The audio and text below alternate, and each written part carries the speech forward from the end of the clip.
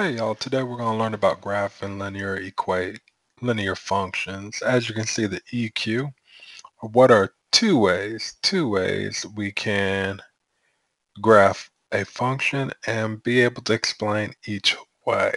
This video we're going to focus on one way, and that way is going to be when an equation is written in slope-intercept form. Please understand slope-intercept form is different than the slope formula. Slope formula is the m is equal to y2 minus y1 all divided by x2 minus x1. Slope formula and slope intercept are two different equations. They are not the same. Again, we are talking about something that is written in this format. So this is what we call y equals mx plus b, or slope intercept form.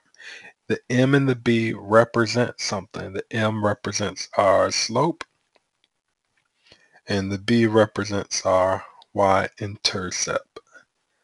So that's what the two variables mean within this equation. The slope and the y-intercept. B is the y-intercept, m is the slope. So the y-intercept is the point where a graph crosses the y-axis. And just a reminder, the y-axis, I'm going to write it in the blue. The y-axis is this vertical line here. So this vertical line is the y-axis. So all the y-intercept tells us where we're going to plot first. So in this first example, if I write the slope-intercept form above it, the base formula, I can clearly see that the 5 is where the b is. So my y-intercept for this one is 5. So if I were to start this off, to start graphing this, I would put a dot at 5. And that would be where I start off. That's my y-intercept of my line. To do another one, if I want to start this one off, if I write the base equation for slope-intercept form, I can see that the -4 is in the place of the b. So my y-intercept would be -4. If I wanted to start graphing my red equation, then I would start off at -4. The thing that you'll notice, the y-intercept, again, will always be on that y-axis. The slope will always be written as a fraction. So this will always be written as a fraction, where the numerator, so the numerator and the denominator, right? A fraction has a numerator and denominator. Numerator will determine the direction up or down, aka the rise, and the denominator will determine how far left or right, or the run. So rise over run. So let's go over this example here. We have y equals 3x minus 5. Remember, it is written in slope-intercept form. I'm going to go ahead and identify my y-intercept. I'm going to identify the slope. Remember, the y-intercept is also known as the b. And if you notice, in the b position is -5. When I look at my slope, it's the number in front of x, or the number that's in the position of the m, or the variable m. It is 3. The only thing we have to remember is that the slope, we need to write it in rise over run form. So if it's a whole number, we just turn into a fraction by writing it over 1. So remember, in order to graph, we start